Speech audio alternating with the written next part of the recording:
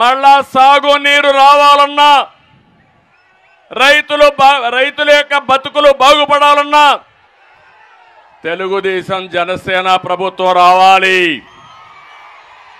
ఈ సైతాన్ ప్రభుత్వం పోవాలి. అప్పుడే సాధ్యం. మళ్ళా రైతే రాజుగా తయారు కావాలి. దానికోసం మేము పనిచేస్తాం.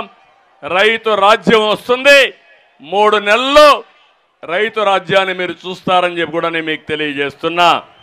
ఇంకో పక్కన అమరావతి రాజధాని. ఏం తమ్ముళ్ళు, ఎవరైనా రాజధానిని కాపాడుకుంటారు తప్ప ఉండే రాజధాని తీసే వ్యక్తులను ఎప్పుడన్నా చూశారా అని మిమ్మల్ని అడుగుతున్నా. సాక్షాత్తు ప్రధానమంత్రి నరేంద్ర మోడీ గారు వచ్చి మన రాజధానికి ఫౌండేషన్ వేశారు. ఎన్నికల ముందు ఇదే ముఖ్యమంత్రి చెప్పాడు, ప్రతిపక్ష నాయకుడిగా రాజధాని మారదు, నేను ఇల్లు కట్టుకున్నాను, ఇక్కడే ఉంటుందన్నాడు. నమ్మించాడు. ఇప్పుడు నమ్మక ద్రోహానికి పాల్పడ్డాడు.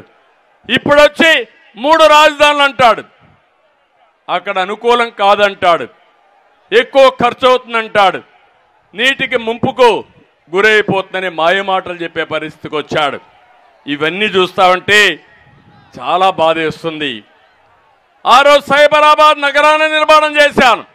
నా కోసరం చేయలా, మా పిల్లల కోసరం చేశా, ప్రజల కోసరం చేశా. దానివల్ల వాళ్ళు బాగుపడ్డారు. ఉద్యోగాలు కావాలన్నా, లేకపోతే ఆదాయం ప్రభుత్వానికి రావాలన్నా అలాంటి సిటీ ఉండాల్సిన అవసరం ఉంది. ఈరోజు తమిళనాడుకి చెన్నై ఉంది, తెలంగాణకు హైదరాబాద్ ఉంది, కర్ణాటకకు బెంగళూరు ఉంది. ఏం తమ్ముళ్ళు మిమ్మల్ని అడుగుతున్నా, ఏమమ్మా ఆడబిడ్డలు మిమ్మల్ని అడుగుతున్నా, మన రాజధాని ఏదమ్మా? ఏ తమ్ముళ్ళు మన రాజధాని?